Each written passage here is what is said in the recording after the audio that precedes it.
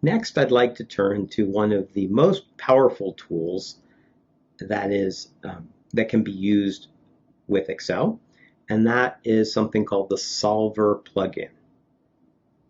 The Solver plugin is useful when you have a function or series of functions and you want to know what value to put into x so that f of x equals a certain kind of y.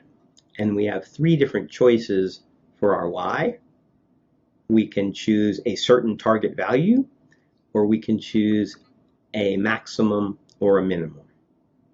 And in addition, we can subject our x variables to certain constraints. For example, that they need to be positive, or they need to be between 0 and 1, and so on. Okay? We also can use Solver when we have functions of more than one variable. In this example, we have a function where we have a discrete annual interest rate, and this is just like the earlier problem that we had. We have an initial balance, and what we want to know is what initial balance at a fixed interest rate of something, this is the unknown, gives us a final value of $5,000. So to do this, we go to Solver, which you'll see on my display, it's at the very bottom of the Tools menu. If Solver is not yet installed, you will not see it at the bottom of your menu. Instead, you go to the Add-ins item on your Tools, and then you will see a little box to click to select Solver to activate it. But here, that's already been installed. So we choose Solver. And what we're interested in doing, we want a discrete annual interest rate that at a starting balance of $1,000 will give us $5,000 down here in cell B17. So what that looks like is we set the objective of B17 to the value of 5,000 by changing the variable cell, and the variable cell that we're going to change here is the interest rate, which is in cell C4.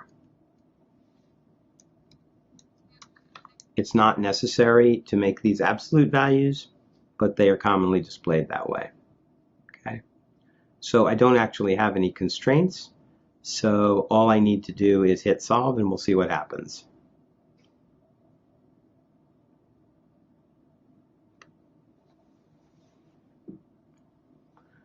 So Solver is generating a solution by iteratively guessing. So it guesses 25%. It guesses 5%. It says the value is below 25 and greater than 5. Then it might guess 20 and 10, and so on. And it iterates its way into the correct answer. So you see here that we can come up with an answer very rapidly to a problem that otherwise could be relatively hard to solve. I don't want to save this solution. I'm going to restore my original value so that we can do a new and different problem. Okay.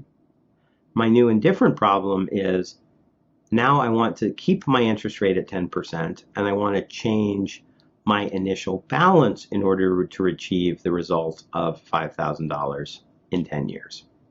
So again, I go to Solver, and now I'm going to change. I keep my objective of cell B17 at 5,000, but now I am changing my variable cell B7.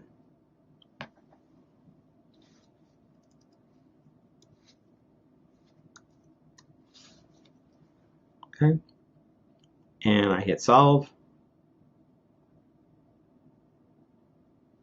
and it tells me that in order to have $5,000 after 10 years at a 10% annual discrete compounded interest rate, I need $1,927.72. So that's pretty effective. So now we have a slightly more challenging problem, which is, suppose I wanted to know after how many years will $1,000 at 7% be worth $5,000? We can't do this using our current functions as written. So you know we have, for each function, we've got the previous balance directly in the cell directly above, and we're using our interest rate here. But what we need is to be able to change the number of years over here in the left column, and we don't have a simple, easy way to do that. So now we're going to move on to our solver challenge problem. But I suggest you think about this for a few minutes and see if you can solve it for yourself first before we demonstrate the solution.